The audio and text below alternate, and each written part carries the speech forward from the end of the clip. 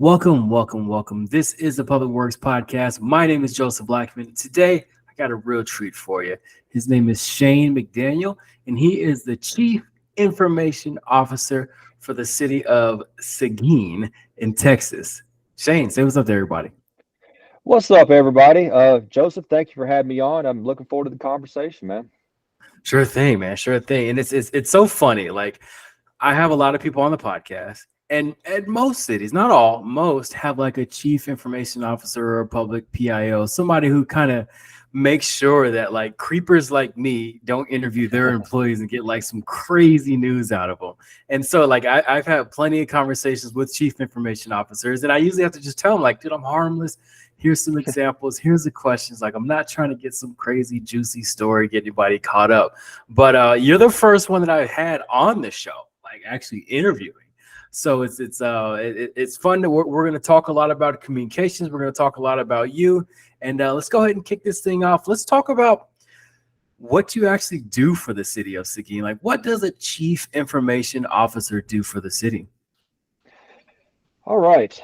So a CIO, what they do in local government is basically that is your department head for all the technology operations, innovation, things of that nature, the relationships, the administrative side of technology, the business of IT, as I like to say.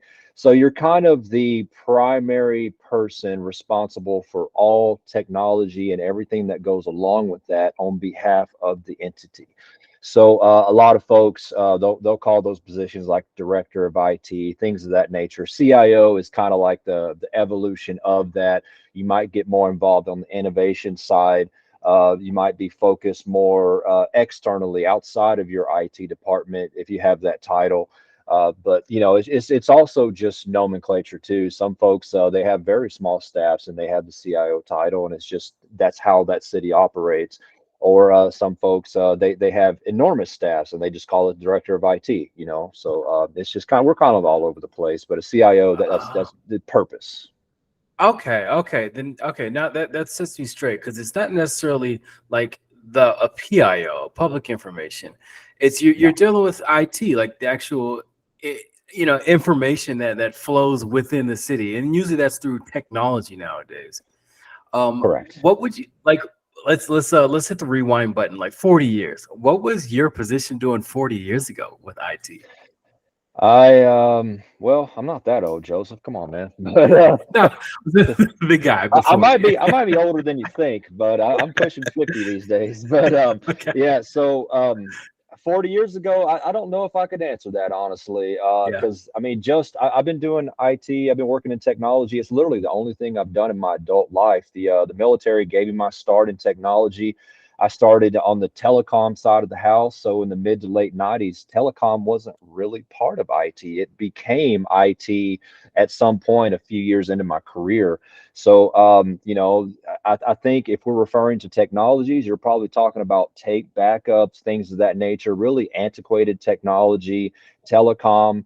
I know my first foray, my first military base, we had a central office. The switch is what we called it. The way that those phone calls were connected, the way everything was kind of wired together, makes a lot of sense how it became IT down the line because there's a lot of similarities there, and it just kind of logically it made sense to me. But it took up a huge space, probably a good 1,500 square feet just to run telecom operations for a smaller base. It wasn't even a big base. It was geographically separated from a larger base. So we were kind of off to ourselves. But that's what it took in the mid 90s, mid to late 90s to run telecom. So I think that's what it would a version of that if you start going a little bit further back, and I have to imagine that's what those people were doing, but I can't really Yeah. speak to that, man. Like I said, I'm not that old, so come on, man. All good, man. All good. All good. All right. So when I think of information, I think of like the web, right? Everything's connected. You got all these different viruses, you got all these different things that could potentially, I guess, hurt a city, but also in the same way, like things that can help a city, like just networking and certain apps and ways you guys communicate. So what's it been like in the last, let's say 5 years to where you guys have seen a like an uptick in malware, or also the ways that people kind of communicate? I mean, I've seen studies and papers on some cities are going away from emails because emails are just bogged down with spam and just a whole bunch of craziness, and they all use Slack or they all use Microsoft Teams or something. So what have you seen in like the last 5 years that you're like, huh, this is an interesting shift in the culture? So I've been in Seguin for a little over 5 years now, Okay. and I call it historically a traditionally rural community that is rapidly growing. We're about a half hour east of San Antonio, about an hour south of Austin, and a lot of the growth, we're butted up against the city of New Braunfels, which for years has been one of the fastest growing communities in the nation. And so we're feeling that growth now for a city of roughly 30 to 35,000. We're not sure where our population lies. It's grown a lot just since the 2020 census. We have 53 subdivisions and over 15,000 homes in various stages of development. So we know with our permitting, population has really increased. We have manufacturing, we have a lot of new restaurants and businesses opening and whatnot. So I say all that to say this, like, what does that have to do with email and technology, right? Whenever I came here, that hadn't really begun. We kind of thought it was on the horizon, and that's why my position was created. So we very much the city knew that it had like a legacy technology presence and it needed to adapt quickly. So that's why they created my role. That's why I was very fortunate they offered it to me and brought me down here from the Dallas area. So in that 5 plus years, I've been tracking metrics. We've, completed a lot of capital projects. Specifically, you were kind of referencing cybersecurity there. So specifically in that case, I've seen that get out of control. We've had well over 1 million intrusion attempts on our private network, SeguinTexas.gov, the website that everybody can go check out and whatnot. Yeah. So our private architecture, we have all these security tools in place and intrusion prevention, intrusion detection, you name it. We do a lot of stuff with cybersecurity. It's part of every IT person's job these days, I think. So we see what's going on. Just in the past year, we had about a 250% increase in direct phishing attempts. So impersonation attempts is what they're called. Yeah. Somebody out there can see, it happened this week, as a matter of fact. Somebody impersonated the mayor, and unfortunately, those actually got through our filters. And there were a handful of employees that were contacting us like, hey, the mayor, they reached out to me and asking for some money through gift cards. And I'm like, oh, that's, Yeah. that's nothing. Don't worry about that. So we went in and Yeah. just pulled all the emails out, but it actually made it through our tools. So that's kind of what I've seen is with the growth, and Seguin is a very up and coming community. A lot of people are moving here. We're getting our names out there. A lot of positivity going on in this community, but the flip side of that is it also puts more of a target on our back as well. So we have Yep. to have our security on point. Got to make sure we're minding the fences, kind of dotting the I's, crossing the T's sort of thing as far as patches and updates and, kind of innovating in the cybersecurity space. We are at one point, I think we were the smallest city in the state of Texas to have someone dedicated to Uh, cybersecurity, which is a little bit unusual. We're very proud of that. And I'm also very proud to say that a year ago at this time, I was in Washington, D.C., accepting what was called a CSO 50 award on behalf of the city of Seguin. We were the only local, state, or federal government entity that was recognized for our cybersecurity program through that wow. very prestigious award. I was there with bunch of Fortune 500 company CISOs, Microsoft, United Airlines, Zoom, Wow. CVS pharmacies. Like there's the city of Seguin. What are those guys doing here, right? Like, well, we got cool stuff going on too. So yeah, Cool. we've done a lot with our cybersecurity program, and it's all kind of tied to just super cool things that are happening in the community. We're trying to keep up with technology as best we can to meet that growth and the things that are happening in the community, and it's being felt across every department too. For each of those new 53 subdivisions, that adds more miles that our police officers have to cover, our fire department, our public works folks have to take care of, our parks folks if we inherited any parks there. So like it very much is all encompassing, and we're doing more with less, because while the city's staffing has grown exponentially in that time, it's still not enough to meet that surge in citizens and requests and development and whatnot. So it's been I wouldn't trade it for the world. It's a fun environment. I very much appreciate the things that are happening. I think it's awesome. I live in Seguin too. It's my community. Nice. So yeah, that's we're doing our part in IT to help meet that growth through leveraging technology. So that's kind of what we're doing, man. Sure. Sure. I want to take it back to, and I guess this would be advice to a city, let's say a little bit smaller, and they're like, hey, we want to get a CIO in place. We want to get somebody who can be dedicated, focused on our IT or on our information technology. Where does your brain start? Like, let's say Shane, all right, you got the keys to XYZ. You're over, you're the CIO, you knew the CIO. Where does your brain start off? And like, what's your tech stack to start you off in that space? Well, it's an interesting mix, and it's a difficult mixture of skill sets, if you will. In my personal opinion, you talk to somebody else, they're going to give you a different answer, right? But you have to have the experience, the wherewithal to understand the technology architecture, how various things work. The smaller the city entity, the more dynamic your environment has to be. So you might do a little bit of telecom, at this point, then you got to go deal with a laptop issue, then your network took a hit, and then there's a spam email going around after that. So you get your hands into everything, which I think is pretty great. No 2 days are the same. That's something that's very true in my environment. But then besides the technology sort of wherewithal, as you elevate in your career, it's absolutely essential that you have a personality that is reflective. You got to be collaborative. You have to be able to build rapport and relationships. We have 23 departments here in the city. I have to have a good relationship with everybody. We have over 500 employees, and for those folks that are leveraging technology to meet their responsibilities on behalf of the city, we got to provide those services to them.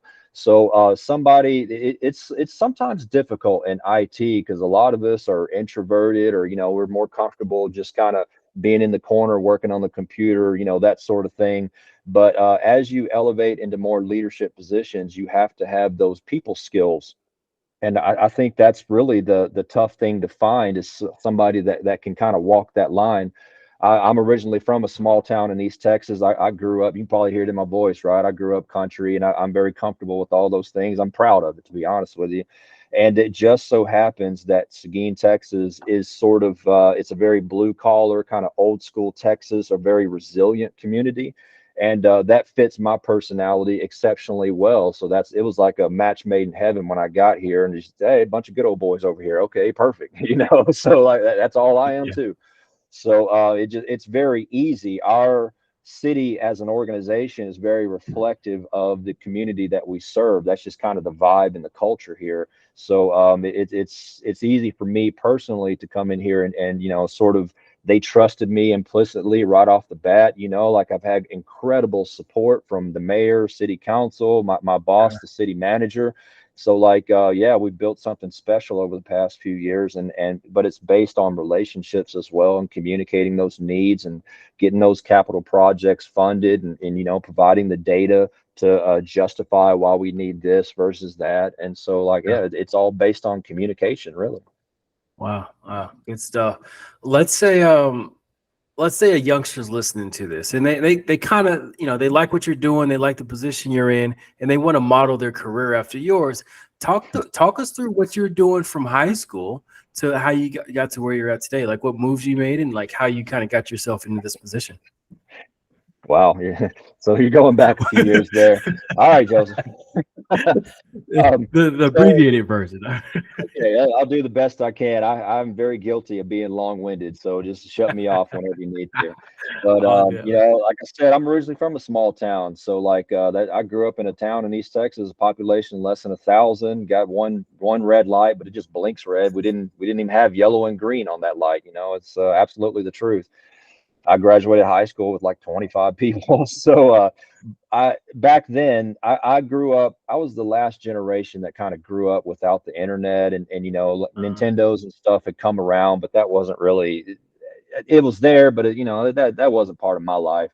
And so I grew up in the woods and whatnot, playing soldier. And I come from a military family, and I was riding the bicycles all over the place. You don't come in until it's dark out, that sort of thing. So that was my life. And I knew somehow I had the understanding that it was very limited opportunity. I am from a more poorer part of the state, and it just wasn't a whole lot you could do. You could work at the brick factory, you could work at the lumber yard. They built a prison there after I left, and you could work there. Or some of my friends were actually inside the prison, unfortunately. So you don't want to be inside. But so I enlisted in the Air Force right out of high school, or soon after high school, I should say. Like I said, I come from a military family. My father was a Marine. Grandfathers, one was in the Navy, the other was in the Army. So we had all the branches So covered, why right? Air Force?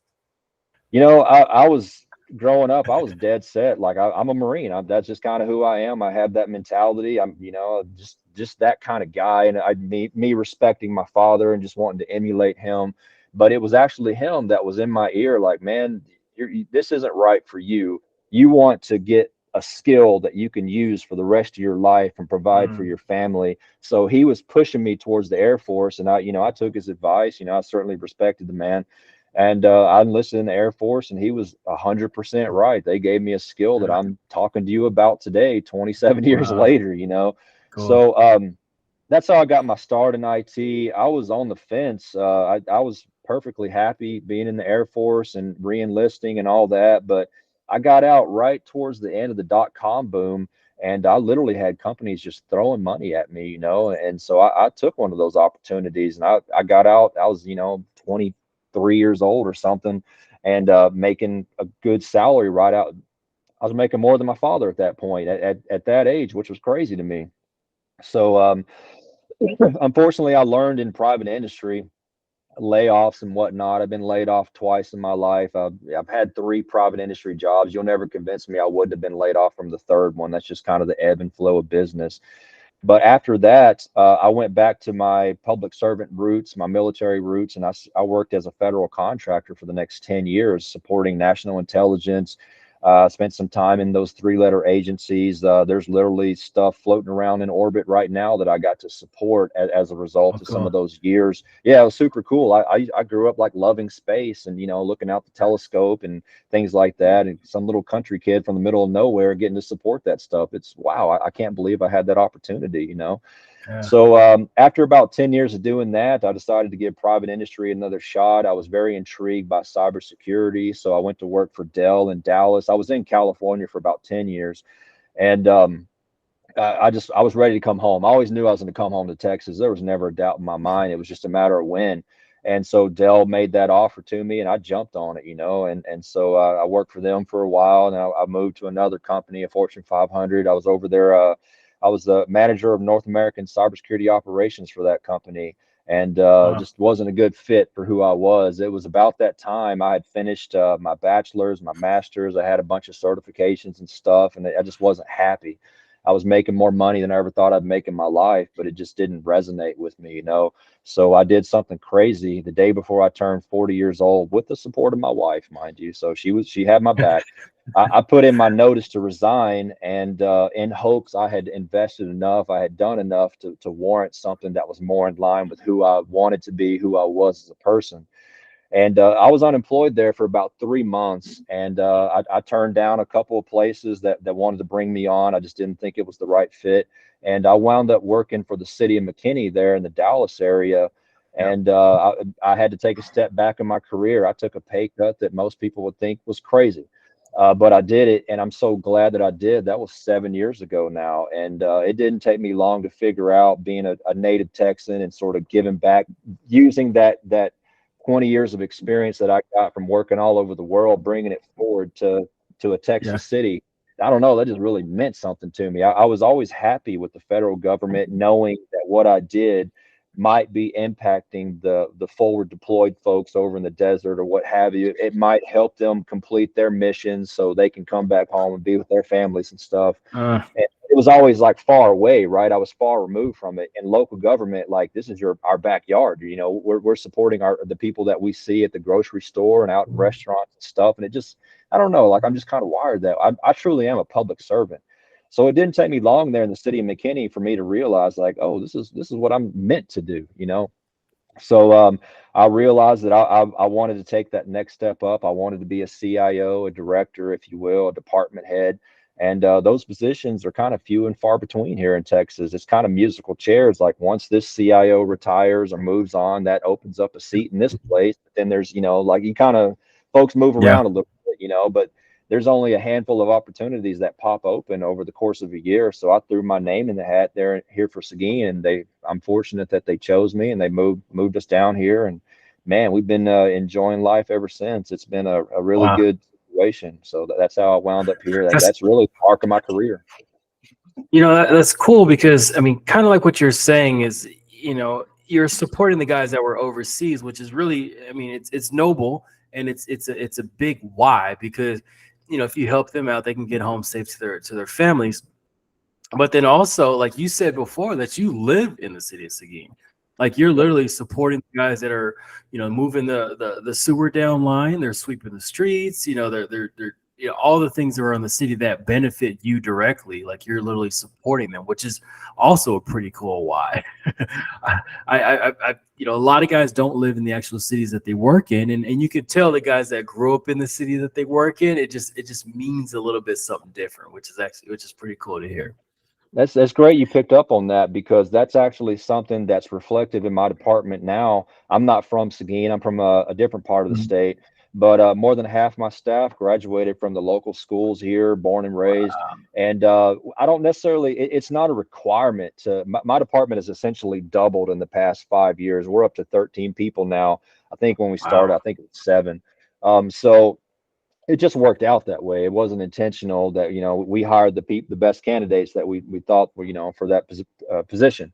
But I do think there's something. I just feel like the folks that are from here, like, it's not a requirement, but I just feel like maybe they might care a little bit more. And I feel Yeah. like it's reflective in the things that we do. I kind of see it, like that's what I'm trying to say. I see it in them, Yeah.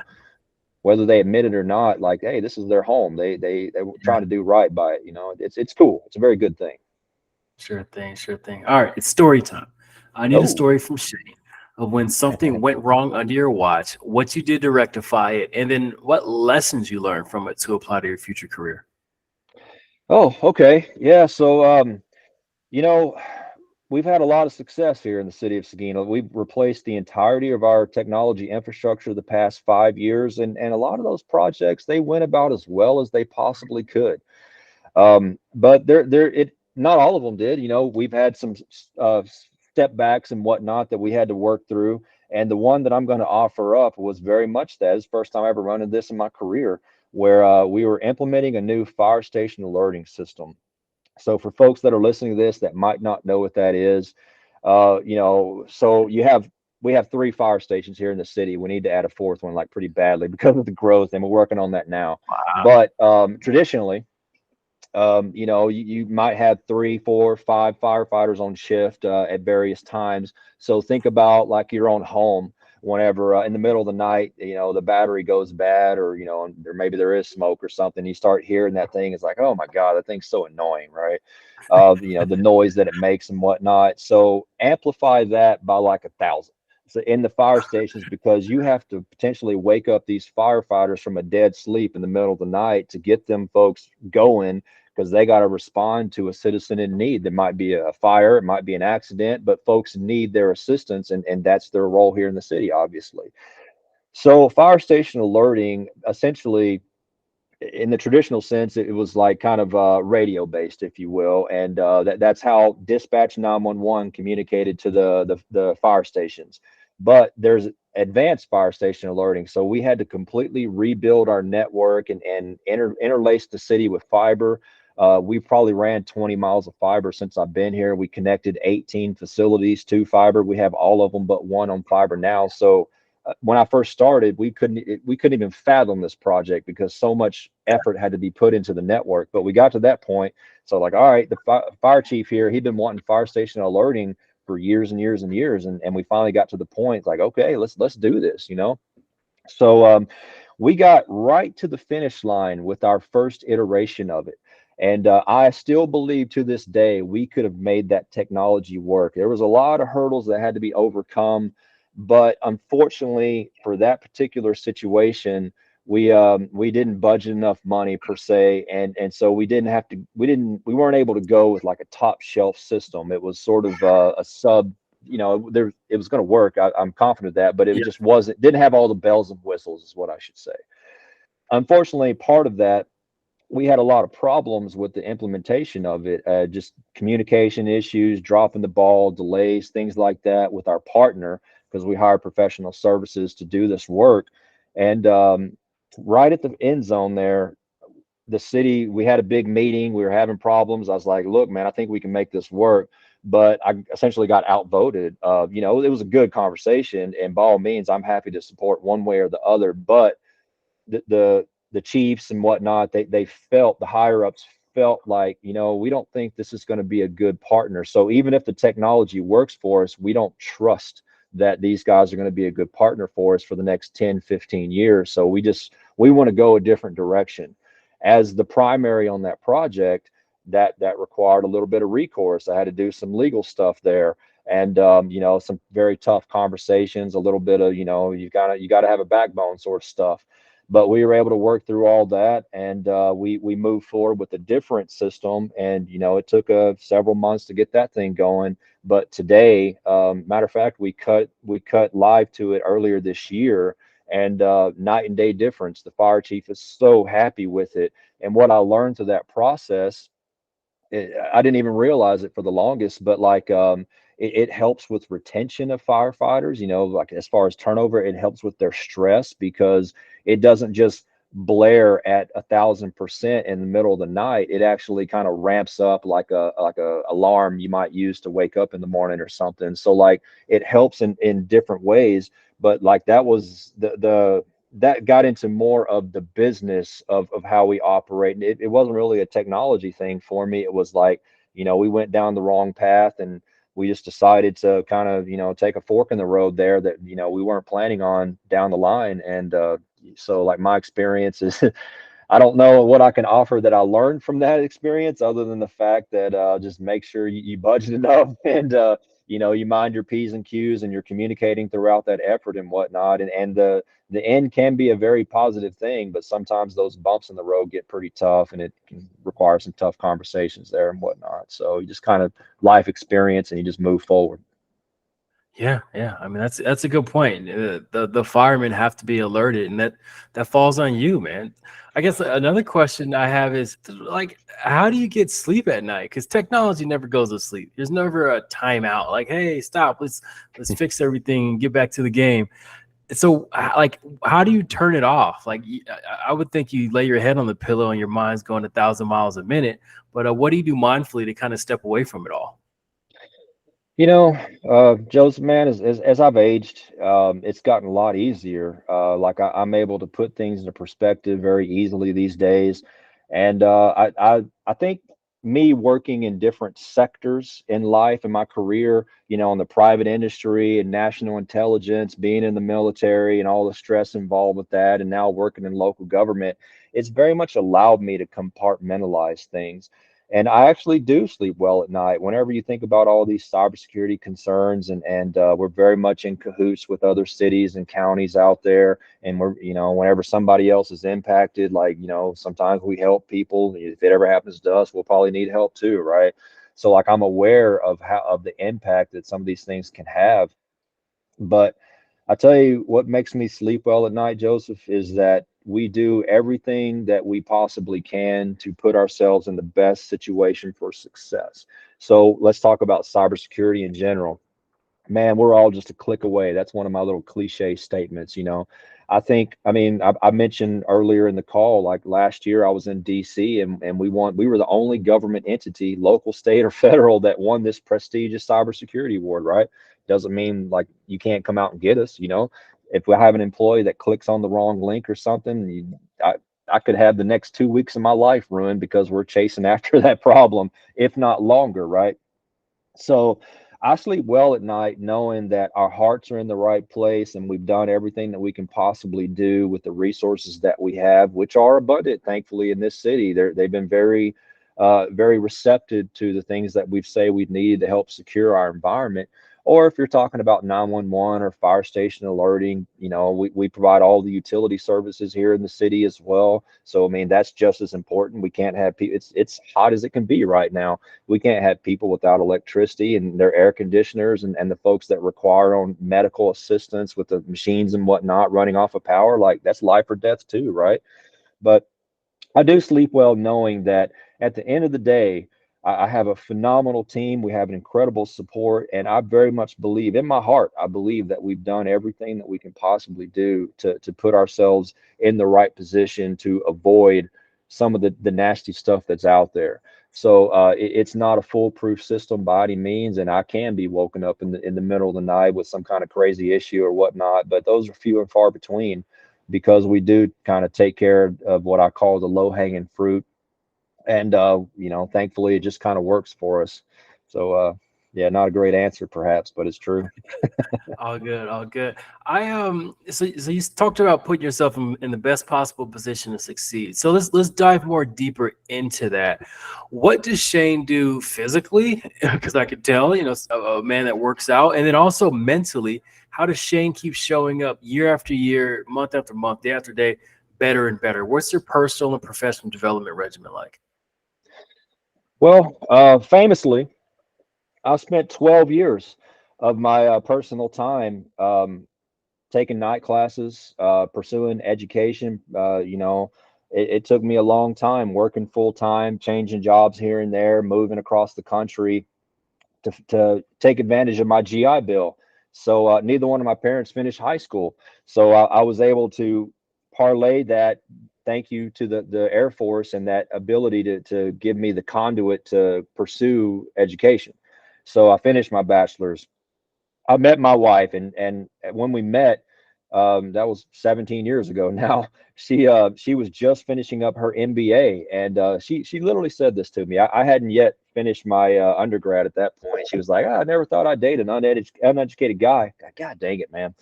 So that was motivation too, right? But I was already going down Oh that road man, anyway. Yeah. Oh, she's brutally honest. Like, she doesn't that's play, man. tough, man. I love that woman though.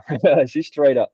So yeah, I wound up using some of that as motivation, and getting that bachelor's and just continuing on to the master's, and then kind of flipping gears there and going for a few certifications that I felt would put me in the best position as I grew into my career. I wasn't necessarily purposefully going down the path of leadership at that point, but it just sort of organically went that direction. As far as like the physical stuff, that's just kind of a DNA thing. I grew up, we always had like a heavy bag and a speed bag and stuff. My father was a amateur boxer, so I just kind of grew up with that. I can recall like one year for Christmas, I got if you remember, you might be too young for this, man, but like Come on. Walmart would sell like the weights, and it would be like the hard plastic with sand Yeah, inside of it, I but it was remember it was those, like man. my first sort of. I didn't know what I was doing. I was just like bench pressing every day, Yeah, but every day. I don't know. It just that's always I'm a morning guy, so like I'll wake up 5:30 in the morning, and I have a home gym now, which is phenomenal. Yeah. Love that. I don't have to go anywhere, and that's how I start most days. And that's kind of my time. It's weird to me that you're physically exerting yourself, but it's also the time when my mind is most clear. It allows me to think the best. So like I've always kind of, it's been like a double-edged sword there that's benefited me in that sense. And so that's I don't know, it's just part of who I am at this point, but I've been doing it Sure. forever. Yeah, yeah. Working out is so much more mental to me than physical. The physical benefits are cool, but like the mental clarity and peace it brings is huge. Makes me Okay, feel better, so start your day off yeah, right. yeah. Like let's say we asked your wife's best friend, like, what does Shane do all day, every day for the city of Seguin? What would she get totally wrong in answering that question? Like, what are some of the biggest misconceptions about what you do for the city? Yeah. So being in a newly created position, um, there was an IT team, there was an IT manager, but so the city itself knew they needed something to help evolve with innovation, but they weren't exactly sure what that meant, what it looked like. They just kind of like, hey, I think that guy, I think he can help us. So that's how I wound up in Seguin, basically. But for a lot of the staff, they just viewed me as like another, help desk support, that sort of thing. And there's been a number of times over the years that this has played out to where I don't work in City Hall. We have 40 facilities that we support here in the city of Seguin. And but we're in City Hall a lot to help out those folks, and I'm over there, talking to finance or whatever. And somebody, got good relationships. Somebody's like, "Hey, Shane, can you come help me with this issue?" Like, well, I can try. I'll go saddle up with them. And I was like, okay, so my monitor's doing something weird, and blah blah blah blah. It's like, okay, so I pull up Google and I just Google it, right? And it was so funny. This actually happened once. The front desk receptionist, she's like, well, I could have done that. You're the CIO for the city. It's like, well, I don't really do this. Like, that's what we have, Yeah. 4 people that specialize in this area that probably can come over here and help you in seconds. Whereas I'm kind of I don't know what the answer is. I got to find the answer. Not saying I Yeah. can't find the answer. I just don't know it offhand. So they were kind of viewing me as like a tier 1, tier 2 kind of support guy. They weren't really thinking about like the business of IT, the administrative side, the fact that we've worked with almost 400 vendors in the past 5 years to provide the various levels of support, the technology, software, hardware, professional services, you name it, to run this city. So the business of it is what I like to say. So yeah, they really weren't sure about that, and I think folks have it now, understand now. It's like, okay, that guy, that he may sound like the rest of us, but there's a whole lot going on with IT and whatnot, and that's his world. So yeah, I Yeah. get it now. I hope that people get it now. But yeah, that's Gotcha. been some funny conversations over the years. Okay. Okay. Let's rewind back a little bit. You've been there for 5 years. You were there through COVID. So Mm, what impact did COVID have? Because in my experience, it sped up a lot of the shared document culture, the Zoom culture, the we can't see face to face, so we're gonna get stuff done online culture. And that stuff falls right in your lap. So what were some of the positives and even some of the negatives that came about, not necessarily from COVID, but just having to be forced to not being able to do everything face to face? Um, so you got to keep in mind, Joseph, I'm in a different part of the world, right? I'm in a more rural area, and so our response to COVID was different than what you would have saw in urban areas or even in different states. I And was in so California at the time, so yeah, so you had a very different, experience than we did. For my staff, specifically the IT department, I don't recall what other departments were doing, but for 6 weeks there, we were just kind of like a skeleton crew, and every other day, basically, like, all right, you guys stay home, you guys come in. We don't have a lot of elbow room here, so like we had to create that 6 feet of space and whatnot. But after that, it's pretty much just been back to normal really very quickly once we kind of knew it was safe, or felt it was safe, I should say. But as far as the technology goes, we were already kind of going down that road anyway. I started in March of 2018, and one of the first problems that I walked into was the VPN wasn't working right. And so it wasn't unusual for people to go on vacation or, work from home at a certain, I got to stay home with the kids today. Okay. I need access to the financial system. You got to do that to the VPN. VPN's giving us problems. So we blew that thing up like my first year here, and replaced all of the perimeter security, got the VPN going. We started buying laptops early on because that was just experience that I brought forward. It's like, hey, you want the flexibility. It was a conversation at first, like, do you feel like you need a laptop for your role? Will you ever be traveling, going to conferences, things like that? And so a lot of the folks have, laptops, and they still have like the dual monitors and nice setups for the office, but we were already giving them that flexibility. I'll tell you that the true benefit that really helped spur us into action, it wasn't so much the end user equipment. We were already going down that road anyway, but it very much forced us to expedite stepping up our presence online. At that point, when COVID started, like to reserve, we have 19 parks and like 400 acres of parkland here in the city of Seguin. It's a very beautiful part of the state of Texas, and so we absolutely, maximize that opportunity. Up to that point, you had to physically go into the parks office and reserve that area, that grill, that covered patio for your family reunion or kids' birthday party or whatever. And so we leveraged back at first, it was the CARES Act funding. to do various things around the city. So like we put parks reservations online for the first time in the history of the city. You could do them virtually.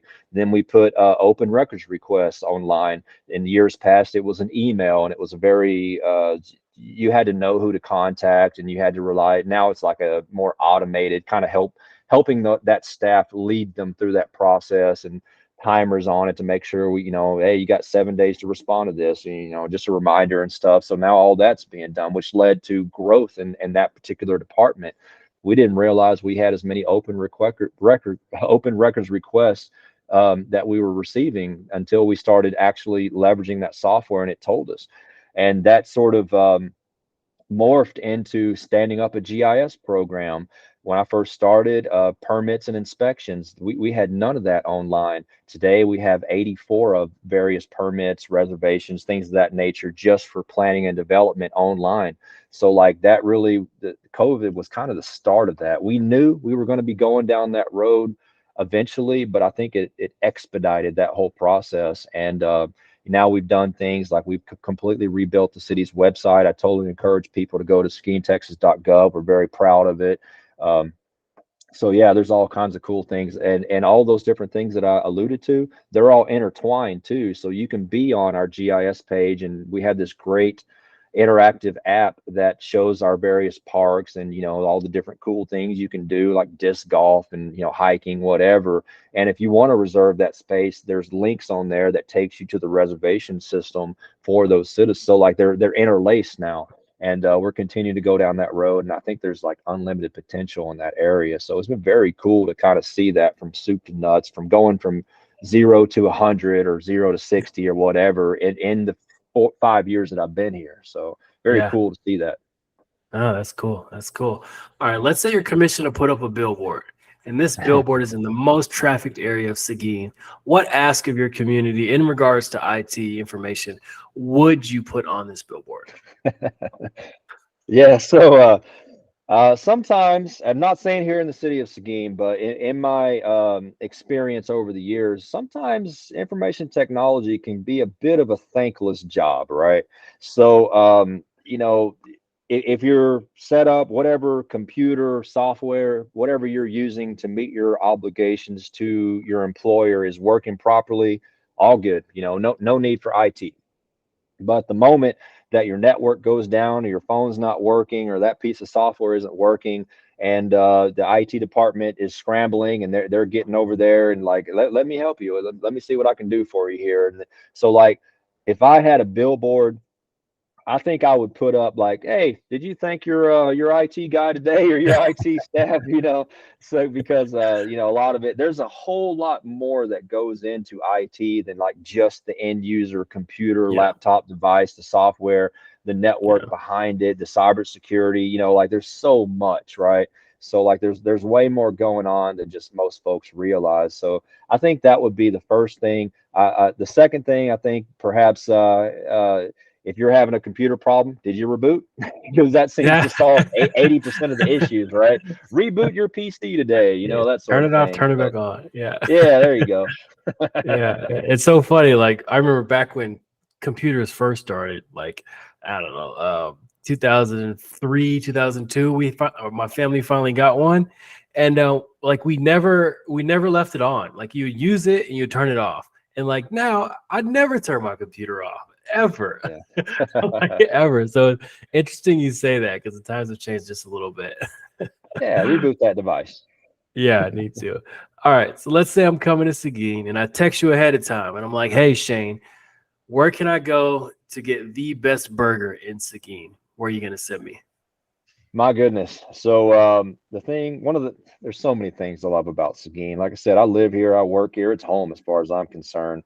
Now, we got killer Tex-Mex in town. If you Google Seguin barbecue right now, you might see that a TV show was in town recently called YOLO Texas. You Only Live Once, Texas. I think it's Okay. pretty popular. I like the show, and they just pronounced that the city of Seguin was the new barbecue capital in the state of Texas, which is a big deal for us, right? We That's a don't mess big around with deal. barbecue. Okay, but you asked for a burger, so I'm going to give you a burger response. There's a place in town called Kirby's. and it's not a chain or anything. And I call it Seguin In and Out. For some reason, it just reminds me of In and Out Burger, but it's not that. Okay. It's Kirby's is Yeah. the name of it, and it's locally, homegrown sort of thing. They have their burgers kind of remind me of In and Out too. But that's the kind of vibe it is. They have phenomenal ice cream, like milkshakes and whatnot, like the real deal stuff. So I'd tell Yeah. you to go to Kirby's, man, and be like, hey, what time am I meeting you there? You're Love not it. going Love through Kirby's without me. So it. if I have to invite myself, that's okay. It All wouldn't be right, the all first good. time. You can hop in, man. All right. I always like to leave a space on the show for you to thank mentors that you had along your journey. And then also give us a word of inspiration and motivation to your industry municipal IT counterparts. Oh my goodness. All right, mentors. I've said recently that it's really hard to pinpoint one because I've truly had so many, and I almost feel like it'd be disrespectful to mention one and not the others. And so I was posed this question, and I thought about it, and I was like, I think I have to thank my wife, honestly, because I wouldn't be in this position today had it not been for her support, us moving around the country, is always for my job, right?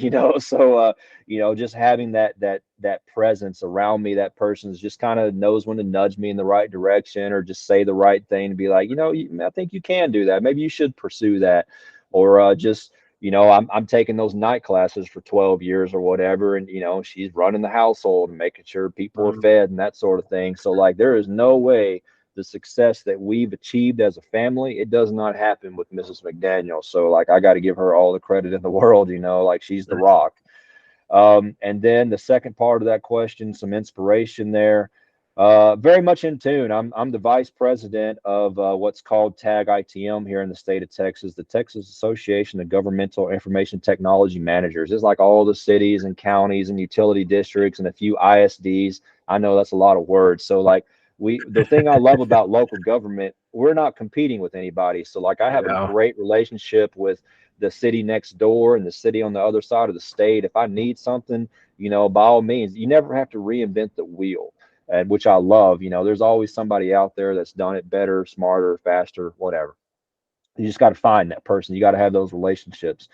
But as far as personal advice, man, just keep your head down, perseverance, be that positive influence, be that person Mhm. your staff needs, your city needs, your entity needs, and that's all you can do. Just put in an honest day's work and put your best foot forward, and that's all any of us can do, honestly. So Yeah. Yeah. yeah, have your heart in the right place and just get after it.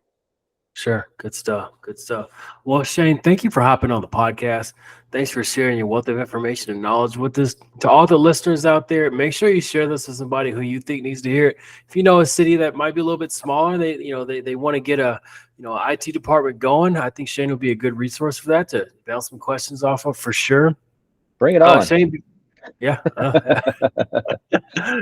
Any final words before we get out of here?